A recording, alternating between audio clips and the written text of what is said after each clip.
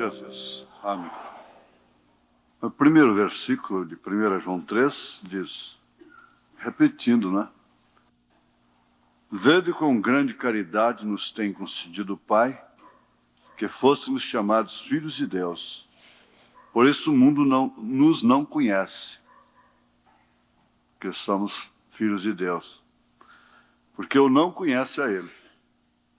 Amados, agora somos filhos de Deus, e ainda não é manifestado o que havemos de ser. Mas sabemos que quando Ele se manifestar, seremos semelhantes a Ele, porque assim como é, o veremos. E qualquer que nele tenha esta esperança, purifica-se a si mesmo, como também Ele é puro. Assentai-vos, irmão. Depois a gente volta a lembrar as Escrituras. Agora nós, por nosso lado, devemos valorizar isso. O grande mal que está acontecendo, começando por mim, por isso é que eu gritei lá, quando eu estou orando pela igreja, em sua totalidade, que esse tabernáculo precisa de uma matança. Começando por mim, começando pela plataforma, até lá no portão, até lá no radinho. Passa pelas salas dos diáconos, passa pelo átrio antes dos cultos, na hora do programa, e vai até lá fora. Agora, não é porque o irmão Branham falou assim a respeito da sua igreja, do seu tabernáculo. É claro que a gente fala com mais convicção, apoiado, porque, como diz o irmão Sidney Jackson, se não for a carta aos Coríntios, o que seria de nós? Quer dizer, se o irmão Branham não tivesse dito, não importa o quanto isso me ofenda, porque eu mesmo estou todo enredado, mas eu tenho que vos pregar a verdade. Se alguém não chamasse o irmão Branham à parte e dissesse, eu quero te falar uma coisa sobre sua família, ele disse, não, eu não quero ouvir. Porque se eu parar para ouvir, eu só vou me afundando. Eu estava predestinado a passar por isso desde antes da fundação do mundo. Se não tivesse ele dito isso, esse tabernáculo precisa de uma matança, começando da plataforma até lá na portaria. Se eu não tivesse dito, o maior inimigo que eu conheço chama-se William Marion Branham. Se Paulo não dissesse, miserável homem que sou, francamente, eu já teria desertado.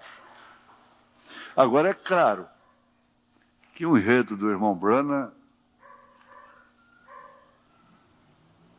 que ele disse, eu mesmo estou enredado, não pode ser misturado com os nossos enredos.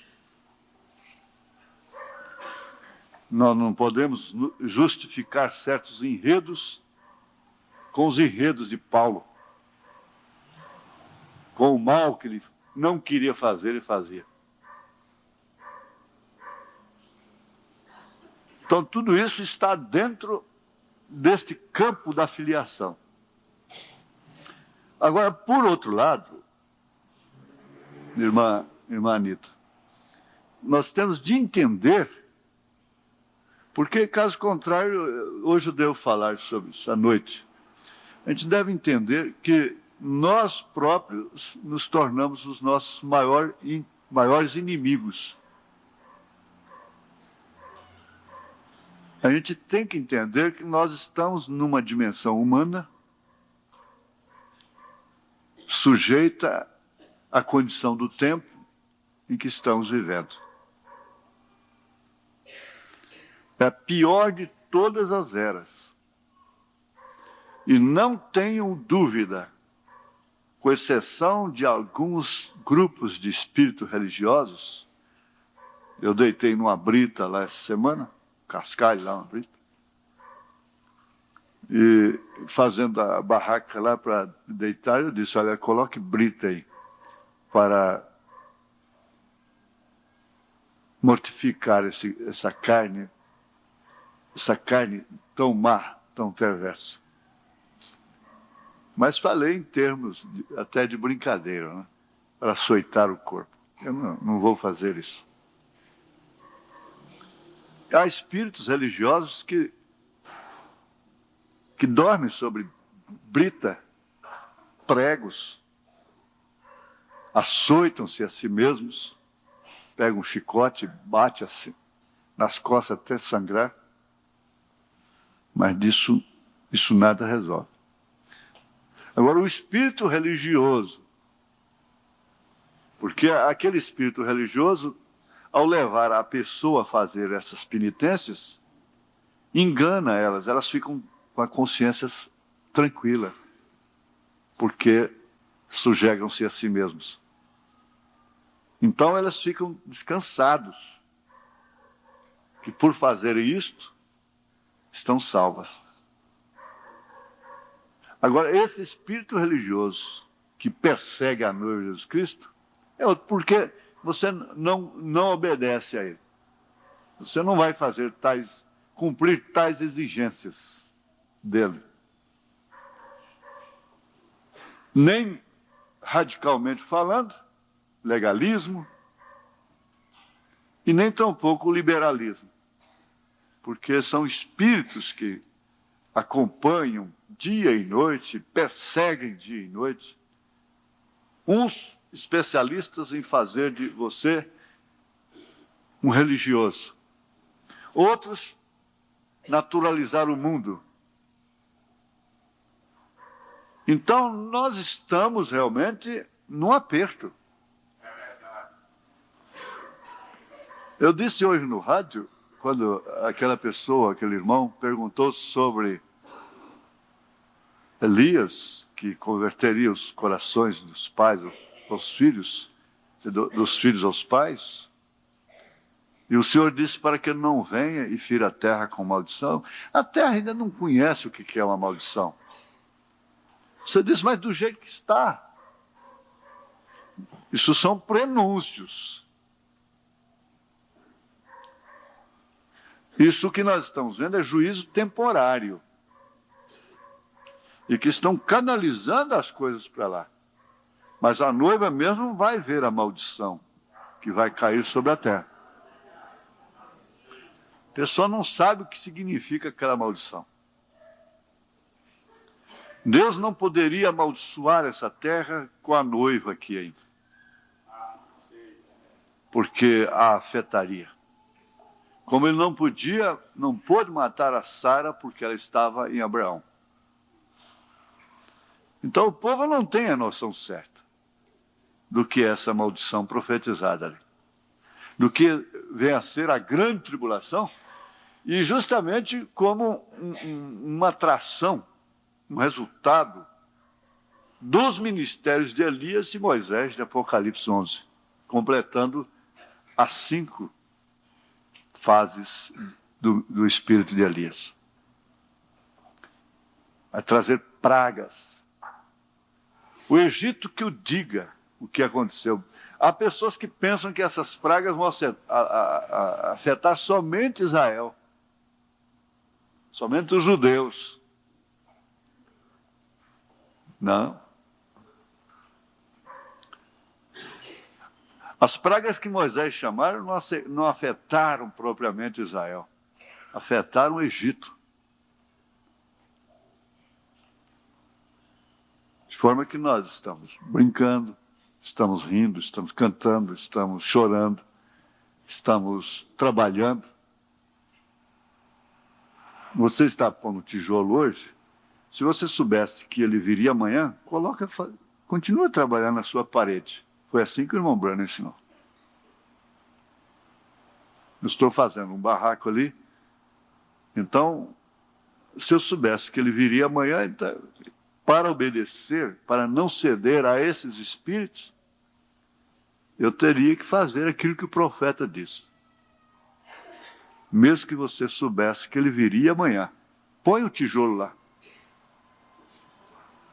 Fique no posto do seu dever, faça aquilo que você está fazendo. Ele disse, você está plantando as suas batatas? Vai plantá-las hoje. Eu plantei um pé de jaca lá, o irmão está aqui. Aí eu comecei até a chorar. Falei, olha, um dia você vai vir aqui e vai ver umas jacas, aquelas jacas tão grandes, aí você vai comer uma em memória de mim. Você vai dizer, eu lembro o dia que ele levantou esse pé de jaca, que já estava plantado, teve que fazer um monte de terra, arrancá-la e levantá-la. Então você come uma jaca dessa em memória de mim. E comecei a chorar. Mas eu posso comer muito bem daquela jaca ainda, não é? Aleluia. Porque se eu for aos 110, eu ainda tenho mais 80 pela frente. Estou sempre mexendo com o irmão Otávio. Mas outro dia ele fez uma confissão para mim, dizendo, eu estou mesmo cansado. Mas não é não, irmão Otávio, nós ainda temos muita coisa para ir pela frente. Para mim, isso aqui tem muito a ver com esse ser filho. A questão está todinha em torno disso, implicada nisso, ser filho ou não. Se é filho, é filho. Se não é filho, não é filho. Você pode ser pai como tutor, como criador, mãe como tutora e criador. E pai não é só aquele que gera, pai no sentido social, né? Mas, no outro sentido, de paternidade mesmo, é só aquele que gera o filho é que é pai. Só aquela que concebe e dá à luz é que é mãe.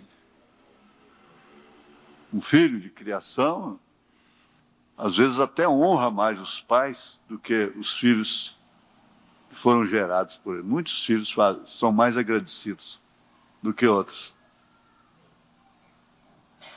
Mas o certo é que, analisando assim, em árvore genealógica, ela somente aquele que gera é que é pai. E se Deus nos gerou, então Ele é nosso pai. Se Ele não nos gerou, Ele não é nosso pai. Ele é nosso criador. Porque criador Ele é de todo mundo. Todos somos criaturas de Deus.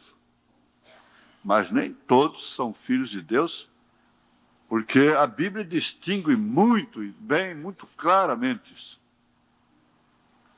E João acaba de dizer, amados, agora somos filhos de Deus. E tem mais outra coisa, é que ainda não foi manifestado o que havemos de ser. Eu gosto muito disso, porque o ser filho, você vê que sempre as 3 etapas acompanham o Filho de Deus. Jó e outros tantos, Davi e assim. E o filho pródigo teve uma etapa muito boa. Foi a primeira etapa dentro da casa dos pais, do pai, não é? Mas depois ele teve uma etapa de saída. E terminou numa miséria tremenda. E logo ele vem para a terceira etapa, porque ainda não havia manifestado aquilo que ele haveria de ser. Quando Jó estava na lepra, ainda não havia sido manifestado o que Jó havia de ser realmente. Agora Jó não haveria de ser um leproso. Você lê o seu fim, que você se esquece das 2 etapas anteriores. Mas sempre Deus é completo em 3. Aliás, Deus é completo em 3. Agora, irmãos, nós vamos continuar isto que é muito importante. Eu creio que isso dá muito lugar a sequência da nossa jornada. Alimenta, porque nós temos que tomar o estudo da palavra como um estímulo, um encorajamento para continuarmos na jornada. Hoje eu disse para a irmã Zélia, não foi? Zélia, no rádio. Quem ouviu o programa? Muita gente ouviu. Então a irmã Zélia, só que a irmã Zélia lá do rádio tinha uma voz bem mais grave, não é? E ela diz, eu aceitei Jesus e a vida está tão difícil, eu tenho que perguntar para ela, a senhora sofria antes de aceitar Jesus? Ela disse, sofria. Então agora é só com uma diferença, que o caminho estreito, a porta estreita, o caminho espinhoso, conduz à vida eterna. A diferença está aí. É preciso ter essa revelação para continuar a jornada. Aconteça o que acontecer. Você não tem como deixar de ser filho. Agora, a revelação de o que se torna a coisa essencial. A revelação de que é Jesus Cristo. Eu estou respondendo uma pergunta. Um irmão evangelista de uma igreja que termina com o nome Restauração. Telefonou aqui, ele não deixou o nome e me passaram o bilhete. E depois eu fiquei sem esse bilhete, mas eu falei sobre restauração. E ele pediu para fazer um programa sobre a saudação de João aqui na sua segunda carta. E eu entendi logo que ele queria ver isso aqui. Graça, verso 3, ele diz, graça, misericórdia, paz da parte de Deus Pai e da do Senhor Jesus Cristo, o Filho do Pai, seja convosco na verdade e caridade. Eu até falei com ele, vocês vão ouvir quarta-feira, eu contei a história do elefante e os 7 cegos, ou 7 cegos e o elefante.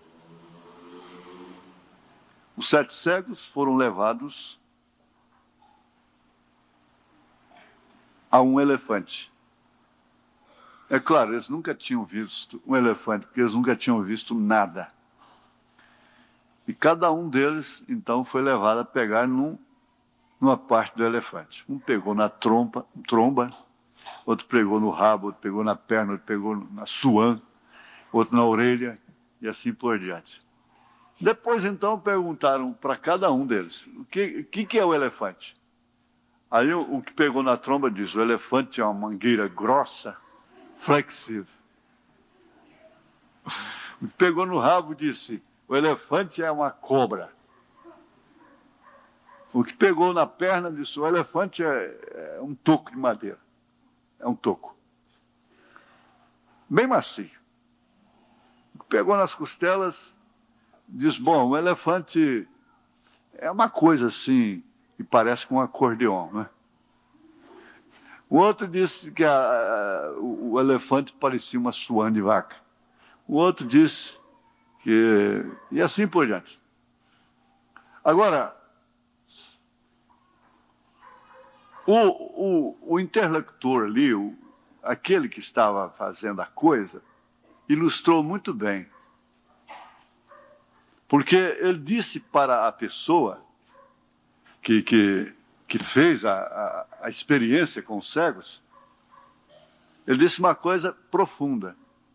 Ele disse, olha, você não deixou de dizer uma coisa muito certa, em primeiro lugar.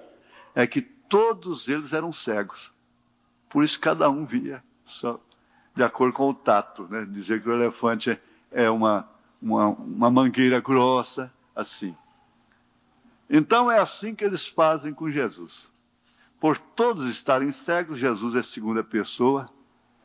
Jesus é uma pessoa, é a única pessoa. E fazem tanta coisa, mas de acordo com aquilo que eles pegam, porque estão cegos, né? E, na verdade, o fundamento da coisa é que eles estavam cegos. Eles eram cegos. Por isso não puderam dizer o que era realmente um elefante, em seu todo.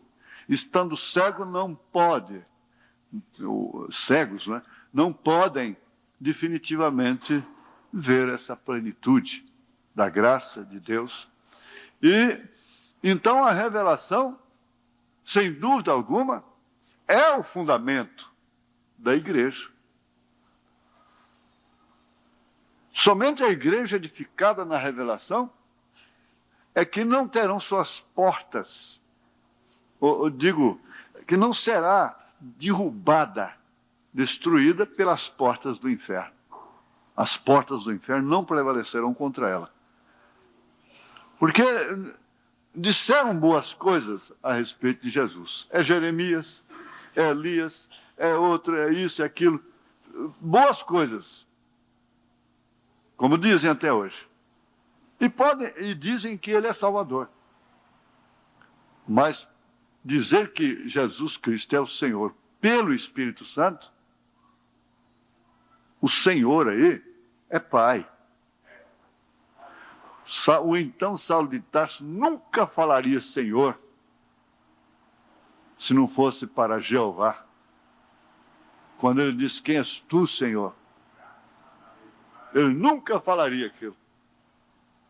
Ele tinha estudado aquilo, desde criança ele cria daquela forma, não se podia dizer Senhor, a não ser a Jeová, a Deus. Quem és tu, Senhor? E ele disse, eu sou Jesus, a quem tu persegues.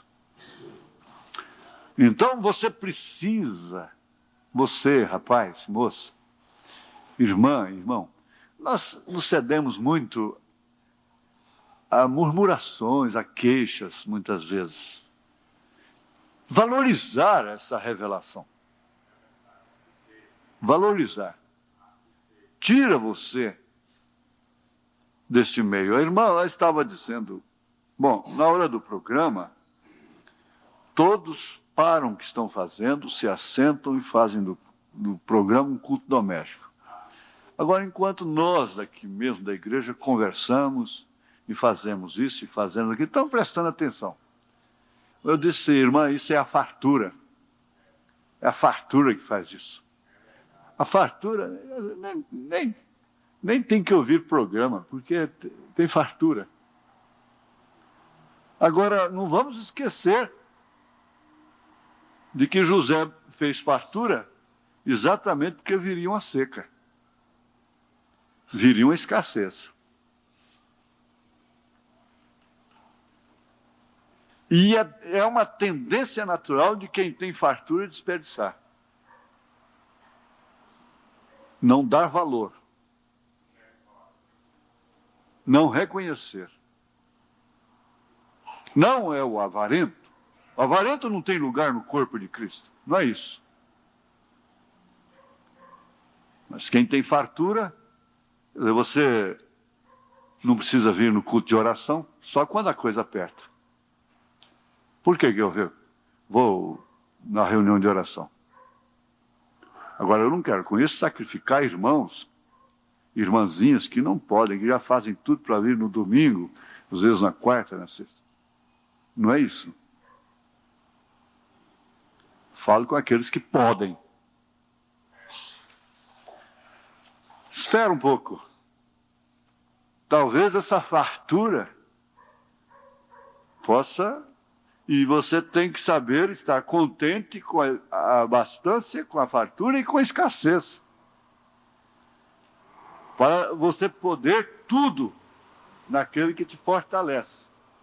Porque nós temos de estar sempre numa condição de que tudo que nós fazemos,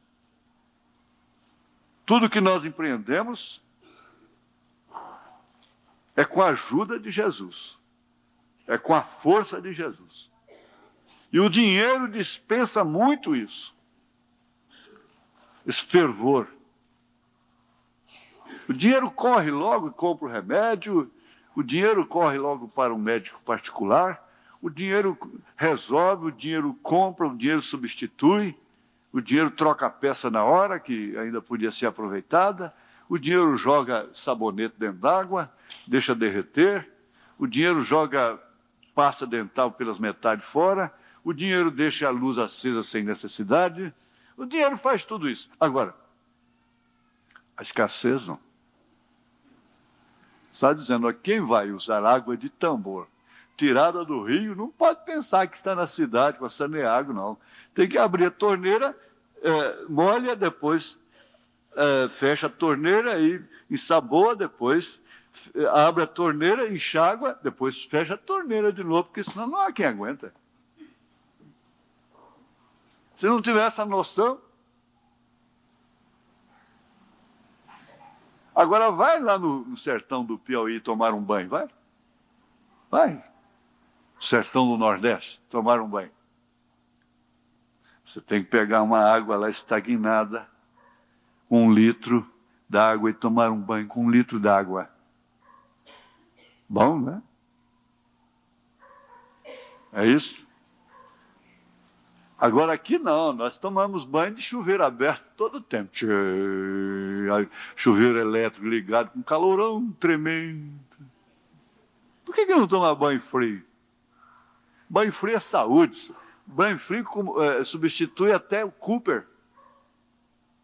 Dá choque. Ele dá choque. Ele dá taquicardia, ele acelera o coração, estimulante, ele evita até derrame.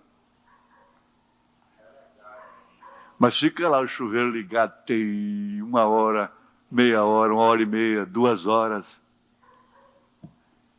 Eu falei, precisa levar esses homens tudo para o exército. Tem que tomar banho em 3 minutos. Né? Mas é preciso ter a revelação da coisa. Da noção da vida. Usufruir é uma coisa, desperdiçar é outra. Mas o certo é esse, a abundância leva ao desperdício. Essas crianças que têm tudo na mesa, um quer, não quer e joga para lá e dá tapa e coisa e tal, e esperneia e tudo. Agora a criança que não tem que comer, que fica olhando, essa aí pega e guti,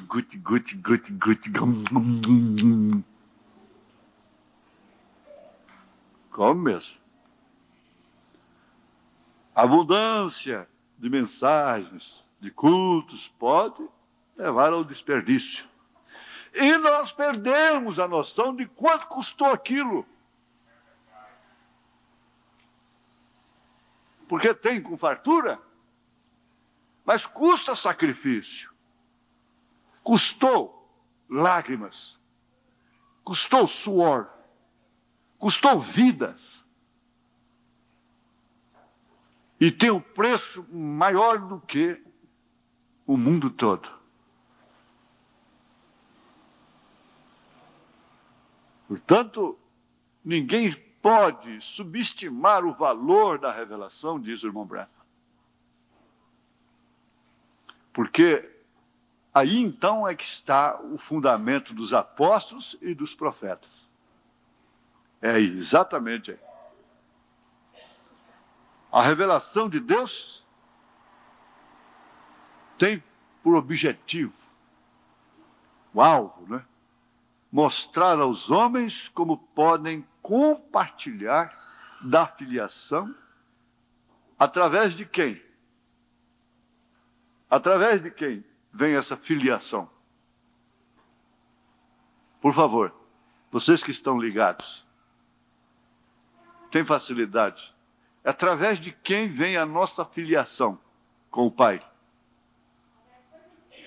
Não, não é o sacrifício.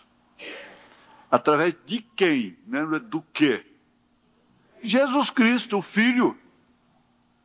É o Filho. Jamais haveria filhos de Deus na terra se Deus não se fizesse filho. Então ele é a primícia. Ele estava lá no Éden. O Verbo estava em tudo. Ele chegou a ser sacrificado antes da fundação do mundo.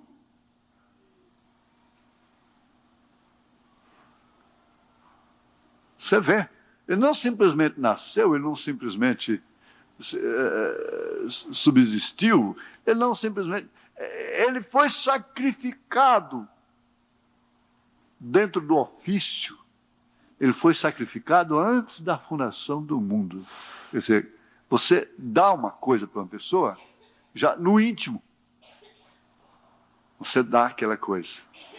E às vezes passa tempo para aquela pessoa receber aquilo. Para se cumprir aquilo. E Deus, que não está sujeito ao tempo, e nada o apanhou de surpresa,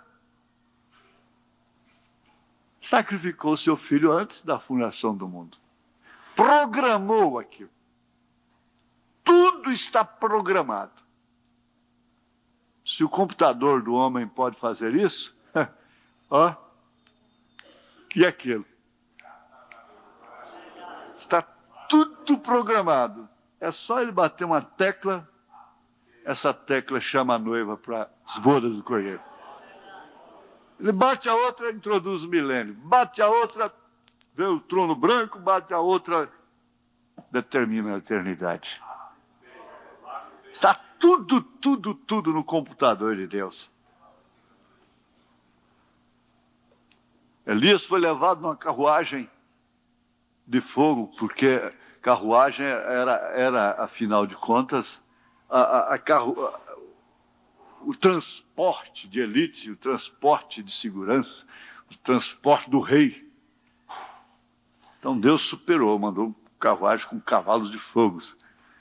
Agora, então é como o profeta disse, que se Jesus viesse agora, ele viria de paletó e gravata, barbeado. De acordo com a era. Não é certo? Ele não seria um pássaro raro, ele teria que ser tido como um homem comum mesmo. Só por revelação que podia a pessoa entender que ele era Cristo. Aquela pessoa sugênere, estranha, aquele pássaro raro. Ele era assim, diferente. Mas para alguns. Então, agora você vê, quando eles se gabam de ir ali na lua com um bujãozinho nas costas, Deus vem e pega o seu povo, porque a doutrina lá nos Estados Unidos, eu não falo com crítica, a gente deve tocar nessas coisas até com certo temor, porque aqueles irmãos encaram isso com lágrimas. Eu entrei num avião que foi da viúva do ex-presidente Johnson. Ele é um quadrimotor, turbo-hélice. E eles reformaram o avião. Eram 3 irmãos. Um é piloto, o outro é engenheiro de voo e o outro é copiloto. Então eles reformaram o avião, porque o irmão Branham ia ressuscitar e ia precisar do avião para arrebanhar a noiva. Mas não, se o irmão Branham tivesse que fazer isso, ele faria através de um disco voador. Nem de um jato não é. Se ele tiver que fazer isso. Eles existem, você sabe que existem discos voadores. A ciência sabe, os cientistas sabem, estão às voltas com isso. Eles existem. E no tempo do irmão Branham ainda, ele já falou nele. São anjos investigando a terra. Então, firmemos agora na revelação. Essa filiação, essa revelação da filiação. Isso quer dizer você ter a revelação que você é filho. Porque tem hora, gente, que a gente procede de uma maneira que definitivamente parece que a gente nunca foi filho de Deus.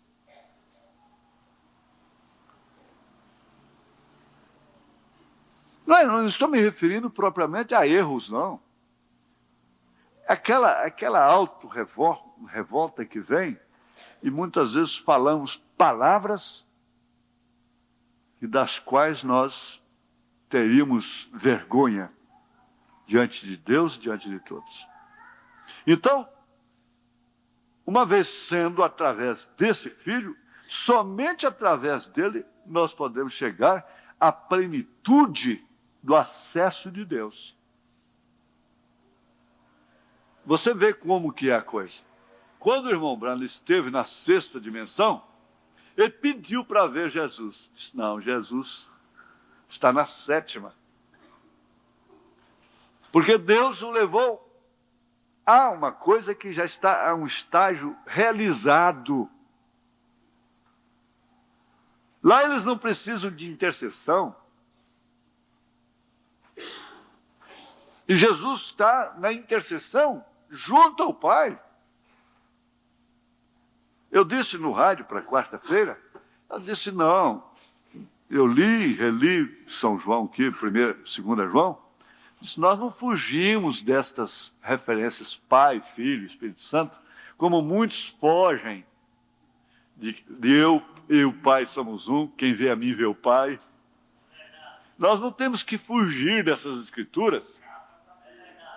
Eu me lembro uma vez que fomos dirigir um culto lá em Brasília, e um evangelista foi ler, deu na teia dele lá, ler Êxodo 20, os 10 mandamentos.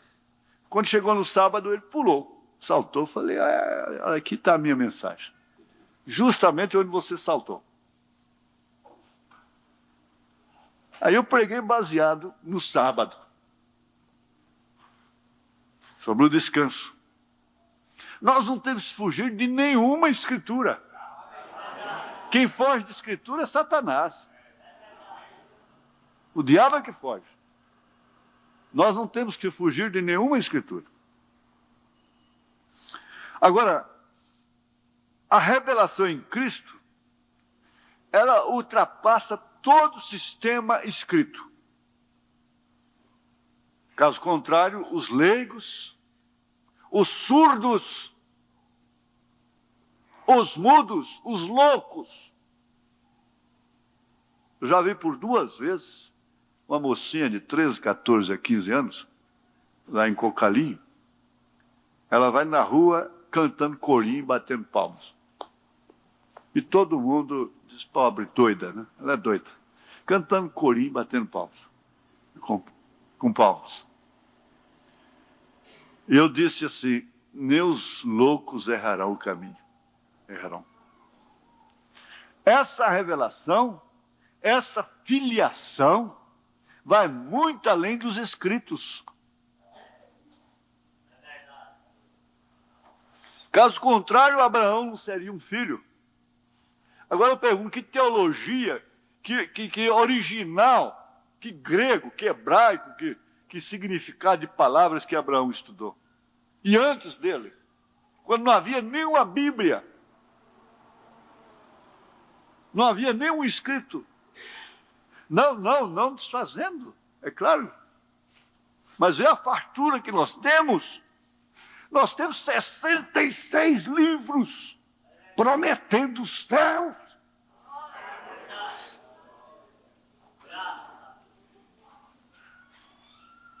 $66 livros. Você está escutando, irmã?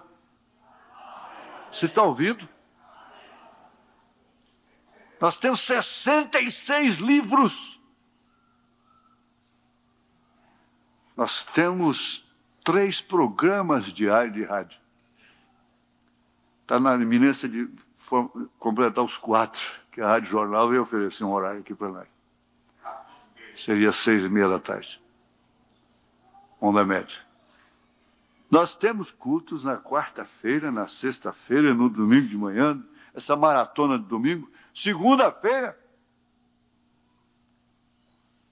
nós temos pilhas de mensagem em casa, temos o videocassete, temos a fita cassete, que você pode viajar ouvindo a Bíblia, ouvindo mensagens, ouvindo hinos.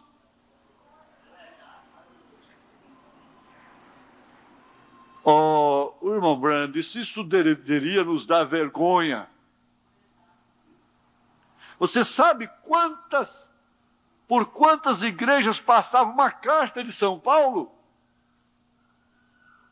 E tinha que ser conduzida aquilo num rolo, aquilo era rolo.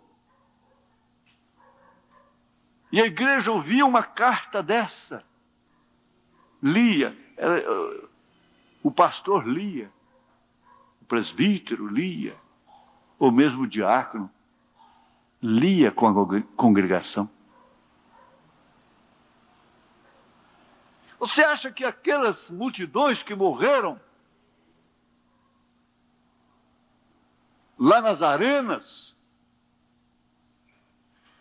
foi porque aquelas irmãs e os irmãos carregavam a Bíblia nas mãos e por isso eram conhecidos como crentes?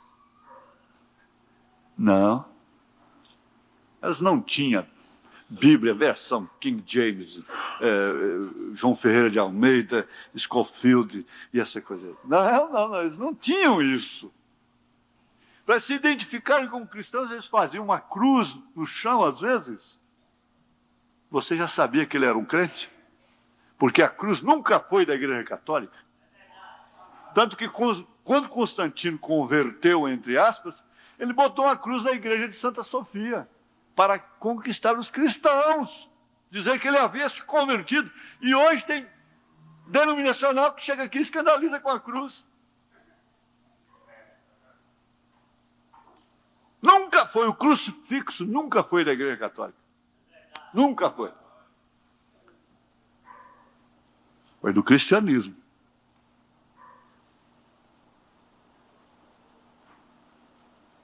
Agora, gente, onde eu vou, é uma Bíblia junto. Onde eu vou é mensagens, onde eu vou tem fitas. E ainda sou essa vergonha que sou. E ainda sou esse fracasso que sou. E você diz a mesma coisa? Você sabe que o único povo que reconhece que não é o que deve ser é o povo revelado. Porque sabe que a mensagem, a Bíblia revelada, não é simplesmente vir à igreja, não é simplesmente ter fitas, não é simplesmente ter literaturas, não é simplesmente vestir-se decentemente, não cortar cabelo, não se pintar, não ir ao cinema, não ter televisão.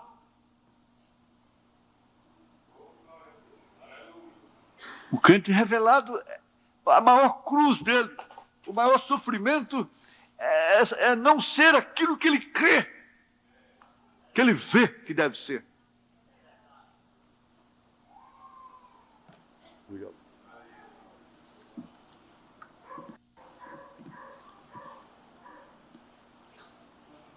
Então, essa filiação vai muito além dos escritos. Você tem o exemplo de Daniel, em Babilônia. Eu notei, talvez ouçamos isso, Daniel estava sozinho lá. Espera aí, você estando sozinho num lugar, ninguém está te vendo, por que você vai peitar todo mundo?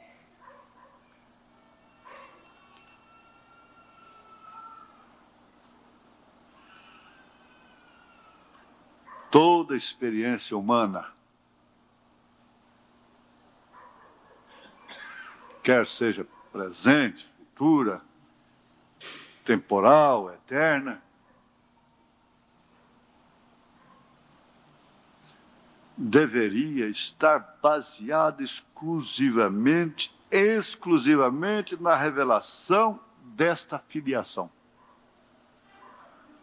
Aí, então, não tem como esquecer aquele escravo que trabalhava de peito erguido, de fronte erguida, e que não precisava levar uma chibatada sequer. E o mercador, então, interessou-se logo nele. Ele chamava a atenção de todos os mercadores.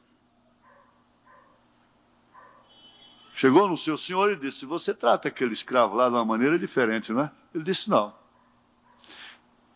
Ah, não, mas ele come especial. Não. É na mesma senzala, ele recebe o mesmo tratamento. Ele só não precisa de apanhar, porque é daquele jeito diretamente. É bom.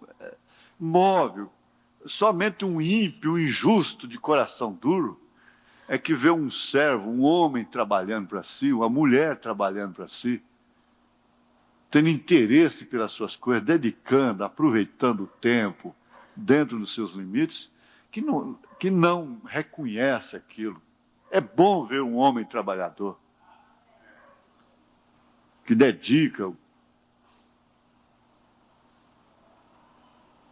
É que eu tenho dito, você casa com um homem pobre, mas que seja trabalhador, só isso, a condição seja essa. Seja um cristão trabalhador. O resto você pode deixar por conta de Deus.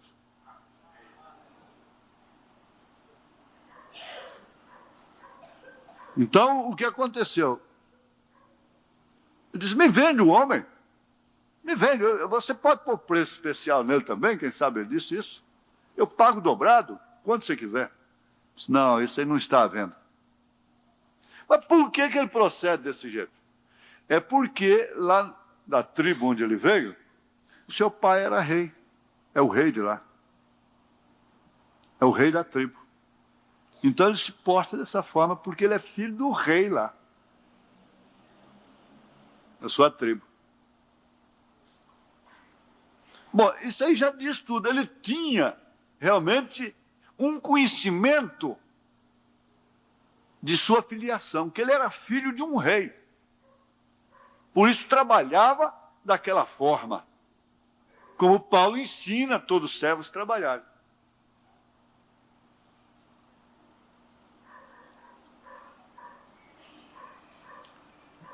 Então, toda a experiência humana, toda a sabedoria humana, todo sermão esquematizado com exegese, expõe até omelete.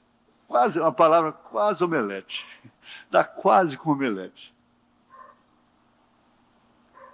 É com parousia, com escatologia, é com tanta gia que eles arranjam, que por fim viram uma giada. Mas o certo é esse mesmo. Quando foi que o Espírito Santo preparou a igreja para enfrentar as suas horas cruciantes através de mente, mental, coisa mental? Então você pega a irmã Dantas aí, que não sabe nem assinar o seu nome direito, e ela teve 23 filhos, deu à luz 23 filhos. E doutora que sabe o que é genética, o que é concepção, o que é isso, o que é aquilo, que hora que concebe, que dia que concebe, que dia que não concebe, que é isso, que é aquilo outro. Nunca tem um filho.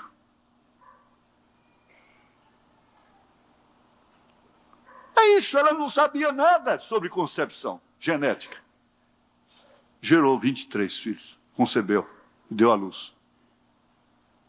E outras de 15, 10, 12, 8, 14. Quantas nossas...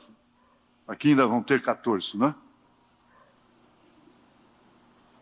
Sem conceber lei de conhecer lei de genética. Coisa da mente. É assim exatamente com a igreja. Você não sabe dizer, você não sabe explicar. O ex-cego, né, ceguinho de nascença assim chamado, diz, bom, se ele é profeta, eu não sei. Eu sei que eu era cego e ele abriu os meus olhos. Pronto. Isso é que eu sei.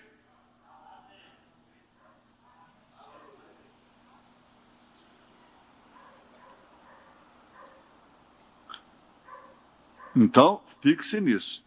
Toda experiência humana, quer passada, presente, futura,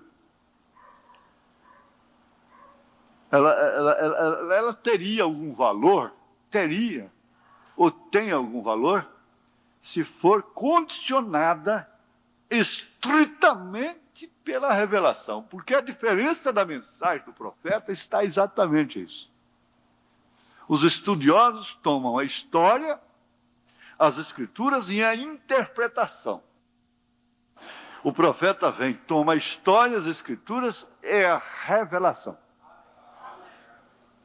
Interpretar é uma coisa e revelar é outra. A diferença parece ser pequena, mas a grande diferença está aí.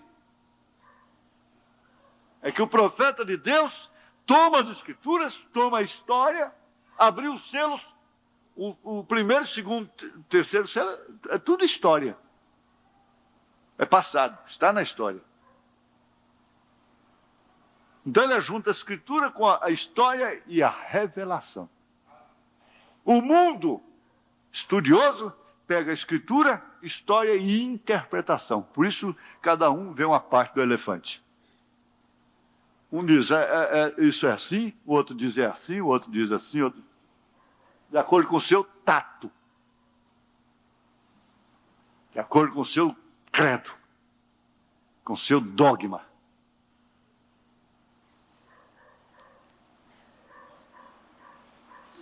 Agora, nós vamos ver aqui, através da mensagem, a união invisível da noiva, a partir do parágrafo 171. Eu deixei a fita, que disse que ficou boa a gravação, da minha escola dominical lá em Cuiabá, para possivelmente um domingo que eu não estivesse. Eu estou planejando ficar um domingo fora, mas não tem jeito. Quando dá sexta-feira... A mesma palavra sugada através destes e vem aqui e sobe a cabeça. E toda essa vida que atravessa por aí levanta-se o povo e agora está se formando numa cabeça para o rapto. Aqui tem que ter lido antes, né? O 170. Vem, todas essas se dividiram daí como uma folha. Porém, recordem, quando nasceu o grão, começou a madurar, ele estava falando do sistema. Você encontra que antes que esse grão possa amadurecer, tudo nesse talo tem que estar morto. Falei isso hoje no rádio. Ou foi? Aleluia. Não podem ver onde estamos parados. A vida está novamente no grão, que é exatamente igual ao mesmo grão que caiu na terra. O mesmo Jesus na forma da noiva, o mesmo poder, a mesma igreja, a mesma coisa, a mesma palavra. A mesma palavra sugada através destes e vem aqui, sobe a cabeça, a espiga. E toda essa vida que atravessa por aí, levanta-se o povo e agora está se formando numa cabeça para o rapto. Falando disso amanhã à noite, pela noite, ou a noite seguinte, o Senhor permitindo, que entre parece. Quando por meio de morte espiritual, você é separado de sua primeira união.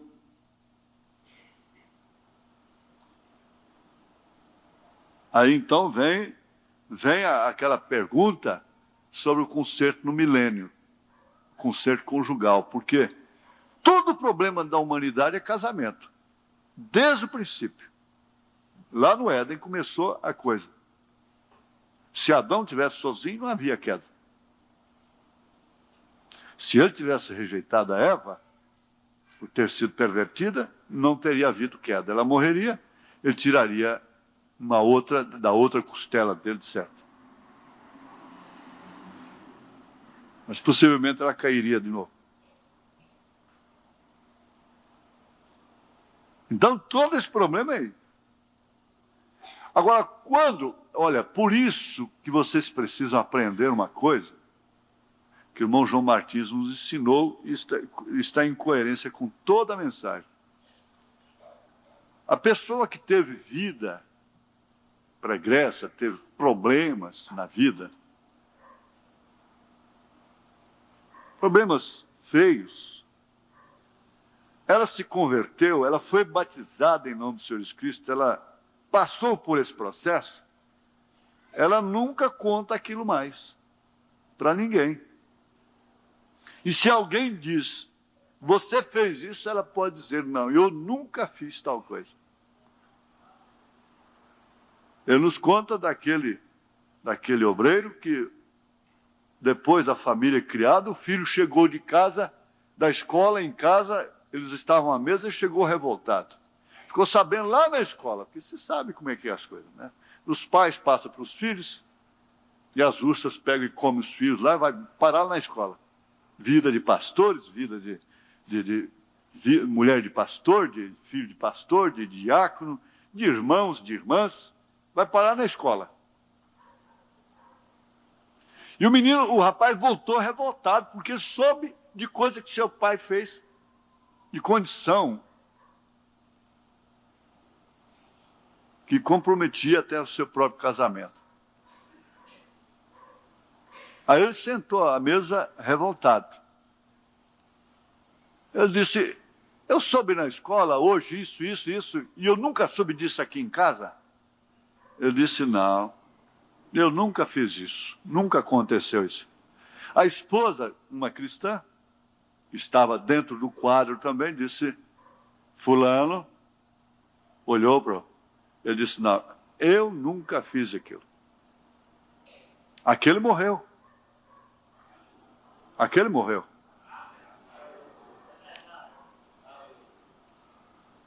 Eu sou uma nova criatura. Eu não posso estar testificando disso para ninguém.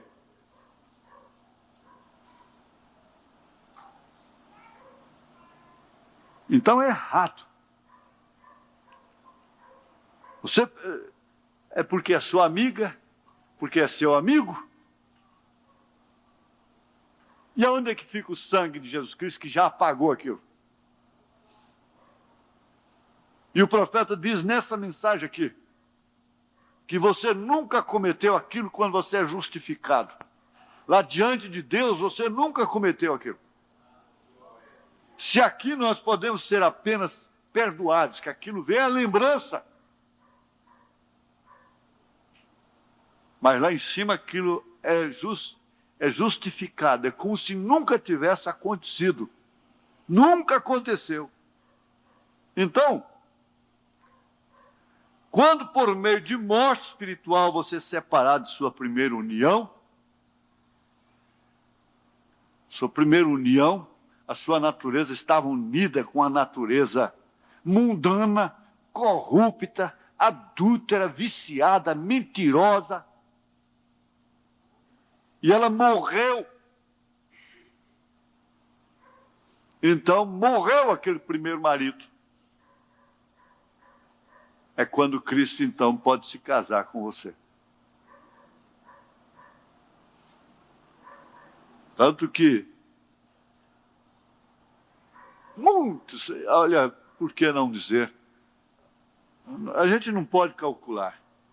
Mas casamento que trouxe o dilúvio é o casamento que traz o fogo. É o casamento que traz o fogo.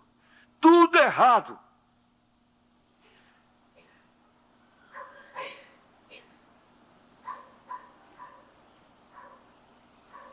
Agora, casamento errado não é só aquele que a mulher se perverteu, que o marido se perverteu. É muitos casamentos que são errados, independentemente disso.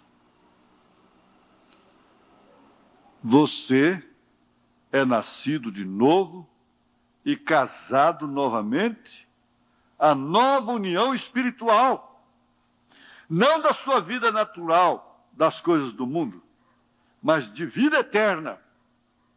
Aquele germe estava em você no princípio, te encontrou. Então, através do novo nascimento, essa revelação de uma filiação, porque o novo nascimento é uma revelação. É como comer. Você pensa assim, eu não aguento ficar sem comer, mas não aguenta por quê? Aguenta sim determinadas coisas. Você pega, vai até cheira aquela panela, aquele prato, e põe lá e não come. E passou 10 minutos, passou um momento, aquele clamor. Você não comeu. E você pensa, se eu comesse, aquilo estaria lá dentro agora fazendo o colesterol aumentar, ou qualquer coisa assim. Isso, as pessoas que têm essa consciência, não é? Então, é o praticar, é a prática de muitas coisas. Se você resiste, aquilo fugirá de você. Agora, essa resistência opera-se exatamente através deste processo de filiação revelado. Porque você pode ser o filho de Deus, mas ainda não teve essa revelação. Tem isso na mente. Sou filho de Deus, sou uma filha de Deus. Mas lá no homem da máquina, isso ainda não foi despertado, destampado. Então, quando vem uma pressão, deixa que a pressão virá. Então, mostra-se o que está lá dentro. Você mesmo poderá ficar surpreso. Entender que o seu entendimento, a sua consciência, não tinha conhecimento de que aquilo estava lá dentro. Que aquela fagulha que diz Satanás, Deus deu, Deus tomou, estava lá dentro. Por isso que essa Mãe Terra, a Mãe Terra significa os parentes, o pó, significa esse sentido pegajoso que nós temos aqui, esses sentidos pegajosos. Essa Mãe Terra, esses sentidos que vivem, para isso eles impedem realmente a pessoa ver o essencial.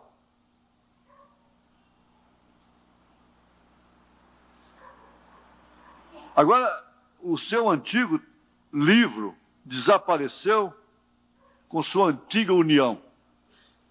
Você é uma mulher livre. Você é um homem livre. Com Deus. O seu nome antigo tem sido trasladado. Quer você me dizer que é meu antigo livro? Deus o colocou no mar de seu esquecimento. Você está perfeitamente de pé diante de Deus.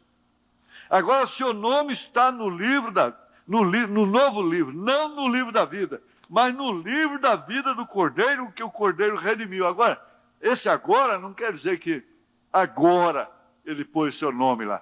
Agora você tem conhecimento de que esse nome está lá desde antes da fundação do mundo.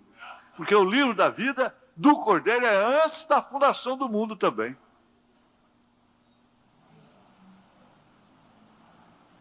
Por isso que deve causar temor o julgamento sobre determinadas pessoas, porque elas podem estar passando uma fase, como a do filho pródigo, elas podem estar passando fases e você se põe a julgá-las. E às vezes você está julgando uma filha, um filho de Deus, e mesmo que não fosse, nós não fomos postos para isso aqui. Agora, seu nome está no novo livro. Não no livro da vida. Do livro da vida ele pode ser riscado. Isso tem que ser bem batido. Como de Judas foi riscado. Aí então você vê Calvino e Armínio. Calvino, a crença batista é mais ou menos isso aí. É isso aí. Uma vez que você creu, uma vez salvo, para sempre salvo. Armínio vem e diz, não é assim. Pode-se perder a salvação. Então o irmão Branham vem e diz, olha, todos os dois estão certos. Um está certo se referindo ao livro da vida do Cordeiro. Ele estava se referindo, quem sabe, sem saber. Misturando todos os crentes, todos os salvos. Mas se ele separasse a noiva, então ele estaria corretamente. Mas ele estava fundamentalmente correto.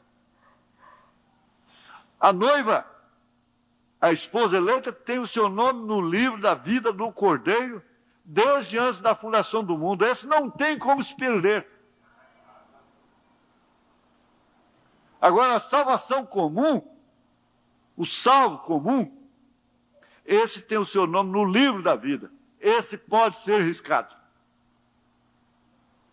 O que precisavam Armínio e Calvino? Precisavam de William Branham. Precisava de um profeta. Para mostrar essa beleza desse fato, dessa grandeza de Deus. Deus, Jesus, tem uma esposa. Foi o que ele disse aqui, ó. Foi o que ele disse aqui. É a segunda, né? Segunda epístola de São João.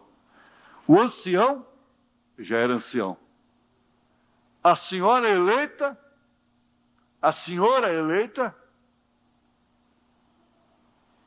então ele tem uma senhora eleita. Nem todos pertencem à noiva. Muitos são salvos, morreram salvos, deram suas vidas. E até mesmo a criança é salva, é inocente. Mas perguntaram para o irmão Branham, então todas as criancinhas que morrem estarão no rapto? Ele disse, não. Somente aquelas que são eleitas para a noiva do Cordeiro. Todas são salvas. Mas nem todas as criancinhas inocentes que morreram estarão na primeira ressurreição. Então isso traz uma consciência perfeita, correta, uma estabilidade para a igreja, para você. E você deve pensar melhor, nós devemos, na valorização disto. Porque, na verdade, quem valoriza a sua posição no corpo é você. Se você não der valor nisto, quem vai dar? Não para se tornar orgulhoso, orgulhosa, jactancioso, arrogante, um pássaro raro, como diz o irmão Branham, mas trabalhar de fronte erguida, rechaçar, vencer todos os complexos. Ele diz, o complexo mata. Ele disse, eu tenho pedido perdão a Deus pelos meus complexos. E o complexo forma imagens negativas. Quando é o complexo de inferioridade, é um complexo, é um espírito nojento, tacanho, rasteiro. E ele provoca inveja. E é uma pessoa diminuída em si mesma, em todos os ambientes, em todos os meios, é dentro de casa. Ela se faz vítima de tudo. O complexo de superioridade, ela fica arrogante, ela é mais do que todo mundo, ela subestima os outros.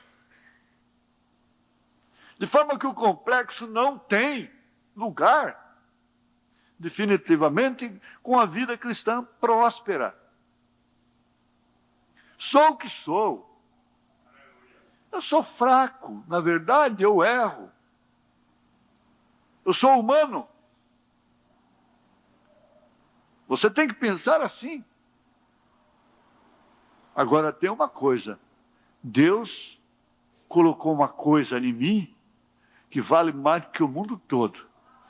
E eu não vou trocar essa coisa por esses abacaxis aí. Não. Passa o que passar, sofra o que sofrer. Amém? Esse é o Filho. Vamos continuar pensando nessa filiação, porque ela tem muito a ver com o nosso arrebatamento. Amém? Glória a Deus.